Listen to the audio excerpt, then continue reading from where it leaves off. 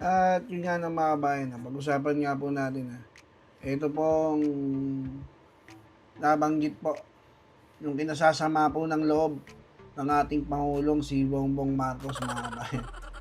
E mantakin mo mga kabayan, ayon po sa kanya, siya daw po ay nagulat. Nashock daw po siya mga kabayan.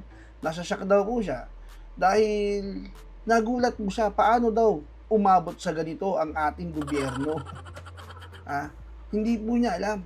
Tulad nga po nung napag-usapan natin ng mga nakaraang video. Ito pong ating Pangulo. Siya lang po yung kaisa-isang Pangulo na wala pong alam, mga kabayan. Diba? Umpisahan po natin doon sa ICC. Diba? Pumasok po sa ating bansa. Nakapasok. Sabi nga po niya dati, hindi niya daw papapasukin, pero nakapasok sa bansa. Ano pong sabi niya? Hindi po niya alam. Wala po siyang alam doon. Dinampot po o kinidnap si Pangulong Duterte. Ano pong sabi niya bilang Pangulo? Wala rin po siyang alam. Hindi po niya alam. Mga kabayan, pinasok po ang KOJC ni Torre para hanapin si Kibuloy. Ano pong sabi niya? Wala po siyang alam.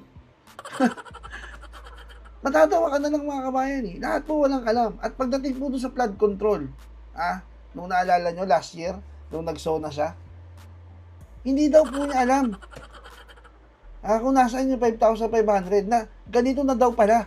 Na ghost project mo pala lahat. Anong ginagawa mo bilang presidente? Bilang Pangulo? Kung lahat ng bagay sa Pilipinas, hindi mo alam. Diba? Pero yung schedule ng F1 race sa Singapore, alam na alam mo. Nakapunta ka pa nga dun Diba? Nanood ka pa nga ng F1 race Ngayon, sasabihin mo na shock ka, nagugulat ka, ganito na pala lumala. Paano tayo umabot sa ganito? Pinabayaan mo Diba? Hinayaan mo na magkaganyan. Pangulo ka, lahat hindi mo alam. Naguhugas ka kamay ka sa lahat ng mga bagay na nangyayaring masama sa Pilipinas. Tapos magtataka ka. Pinabayaan mo.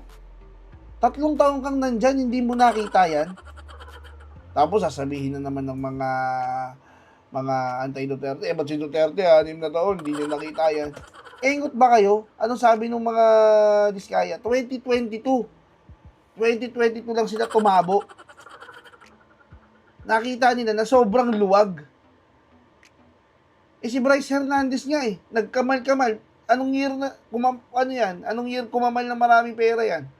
2022. Simula nung umupo, yung weak leader. Bakit? Ang luwag Hindi nag-check yung mga project engineer. Hindi nag-check yung district engineer. Diba? Hindi nag-check yung DPWH. Labas lang ng labas ng pera. Hindi nag-check yung COA. Bakit? Weak leader. Walang takot sa Pangulo Diba, mga kabayan? Bakit? Yung Pangulo hindi nag-check Busy. Manood ng F1 race. Anong nangyari? Naisip siguro ni Bryce, napakadaling napakadaling magnakaw dito sa gobyernong to Anong ginawa, mga kabayan? Isipin nyo, yung project sa isang lugar na ginawa nila, may picture, may video.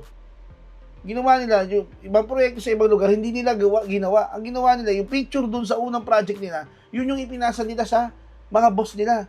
Isipin mo, na-cash out yung pera. Ang dami yung mag-check, project engineer, district engineer, DPWH, COA. Dahil nga walang nag-check, dahil sobrang luwag, nirelease yung pera, pwede pala, pwede palang gawin, inulit-ulit, hanggang milyon, bilyon ang nawala sa kaban ng pera ng bayan. Umabot nga ng trilyon, di po ba? Isipin mo, nagpapatalo ka, 400 million isang upuan sa casino.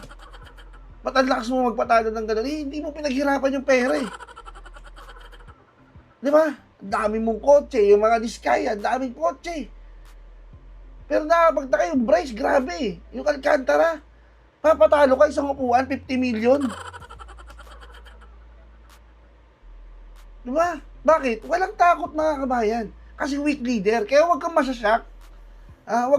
Kasi lahat hindi mo alam Diba, sir? Mr. President?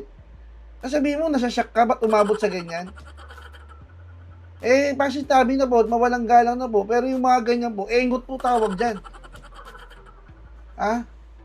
Pasensya na po kayo, pero kailangan po namin sabihin yun sa inyo. Na kayo po ay isang engot na weak leader po. At para po sa ibang balita mga kabayan, ito na nga po. Pinawalang bisa na po yung leave ni Saldico mga kabayan. At pinauuwi na po siya sa loob ng 2 linggo. Ay, ang tanong, magpapakita po ba? Di ba? Magpapakita po ba? Sana makita natin na kung paano po kinaladkad pabalik sa Pilipinas si Tevez. Di ba? Kung paano sinuyod para makuha si Tevez sa ibang bansa. Paano sinuyod para makuha si Alice Guo sa ibang bansa. Para mapauwi sa Pilipinas. Ganun din po sana gawin, para mapauwi, si Saldico. Kasi kung lalamya-lamya kayo pagdating dyan sa mga kasamahan po ninyo, obvious na po kayo. Kasi lahat ginawa po ninyo para makuha po yung si Saldico, ay si Tevez, si Alice Guo. Ginawa niyo lahat ng paraan para, di ba, maipakidnap sa ICC, si Pangulong Duterte. Gawin niyo rin lahat ng paraan para mabalik yan si Saldico. Kasi maniwala kayo sa hindi uuwi yan. Hindi uuwi ng kusa yan, mga kabayan. Ito, panoorin po natin yung balita patungkol po dyan. Pinayagan ng Senado na lumabas para mangalap ng mga ebidensya si dating DPWH engineer Bryce Hernandez. Sina Senator Jinggoy Estrada at Joel Villanueva na idinawit sa kickback at budget insertions sa flood control projects hindi palusot ayon kay Senate Blue Ribbon Committee Chair Ping Lacson. Habang ang nadadawit ding si Congressman Zaldico pinauuwi na sa loob ng 10 araw. May report si Darlene Kai. Sa pag-usad ng investigasyon sa mga maanumalyang flood control project, isa sa mga hinahanap si Ako Bicol Party List Representative Zaldico bilang dating chairman ng makapangyarihang House Appropriations Committee na pangunahing bumabalangkas sa budget, siya raw ang pasimuno ng mga singit sa budget para mapondohan ang mga proyekto. Hindi pa nagpapakita rito sa batasan si Representative Zaldico mula nang magbukas ang 20th Congress noong July 28. Nasa Amerika raw siya para sa medical leave kaugnay ng kanyang heart ailment o sakit sa puso. I understand he is nasa United States siya for medical treatment with appropriate travel documents. The Speaker of the House of Representatives. Sa bagong liderato ng Kamara, unang utos ni ngayoy House Speaker Boji D, pinapawalang bisa na niya at binabawi ang travel clearance ni Ko. May 10 araw lang siya para bumalik sa Pilipinas dahil urgent o kailangan na raw tugunan agad ang mga issue. Kung hindi, mahaharap siya sa disciplinary action at mga legal na hakbang. Sabi ni Deputy Speaker Paulo Ortega, may paraan naman daw para sumagot sa issue si Ko. He can answer and he can make a statement via social media, Zoom, or a statement. Pero para kay Akbayan Party List Representative Percy Sendanya, nararapat lang na pauwiin si Ko. Mahalaga na dapat ginagawa natin yung trabaho na una, binoto tayo at pangalawa, pinapasweldo tayo. Patuloy naming hinihingan ng pahayag si Ko. Puna naman ni Vice President Sara Duterte, bakit ngayon lang kumilos si Pangulong Bongbong Marcos, gayong noong 1 taon pa raw niya sinabing may hokus-pokus sa budget. Kasi tinuro na, pinangalanan na, hindi lang ako ang nagsabi, Zaldico at Martin Romualdez. Si Zaldico, hinayaan nilang umalis ng bansa. Si Martin Romualdez, hinayaan nilang mag-resign. No? Nag-resign naman na, so tapos na ang usapan. Hirit pa ng bise, bakit hindi magawang dukutin ng opisina ng Pangulo si Ko para maiuwi? Ang Office of the President, involved sila sa kidnapping ni dating Pangulong Rodrigo Duterte. Bakit ngayon, nang wala si Zaldico at aalis si Martin Romualdez, hindi man lang nila magawa na kidnapin si Zaldico doon sa Amerika at ibalik dito sa atin sa Pilipinas. At hindi man lang nila magawa na ikulong si Martin Romualdez dyan sa detention unit ng House of Representatives. Wala. Buwelta sa kanya ng Malacanang. At ang payo niya is pakidnap si Zaldico. Another thing, it's illegal. So ganun ba magbibigay ng suggestion ang isang vice presidente gumawa ng illegal? Delikado yan. Di ba niya natandaan na mas madalas di siya magbiyahe at hinahayaan siya ng Office of the President kahit meron din nakabimbi na issue tungkol sa korupsyon na parte ng articles of impeachment. So anong pagkakaiba nun? Sa kanya, meron ng issues. Kay Saldico, iimbestigahan pa lang.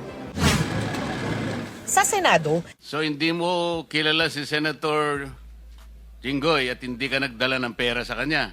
Hindi po. Kahit po kay Bryce, wala po akong dinalang pera. Okay. So talagang safe ka na.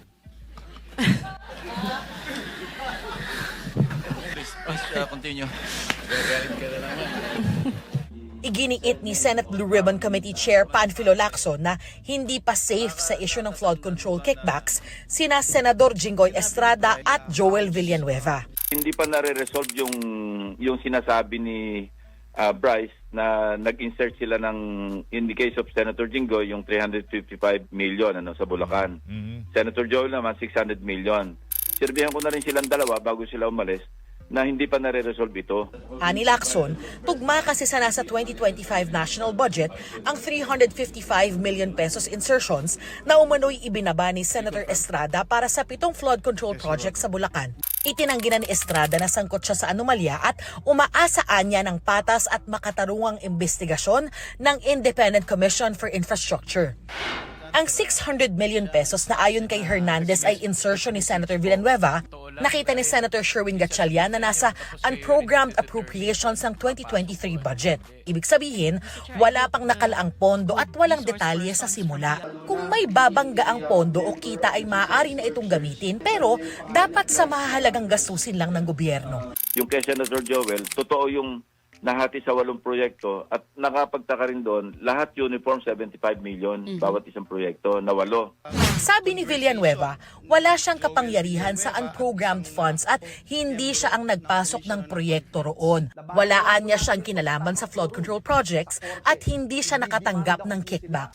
Sabi ni Lacson, may kailangan pang patunayan si Hernandez. Kaya naman pinayagan siyang makalabas bukas para makuha ang mga umano'y ebidensya pero babalik din kinagabihan.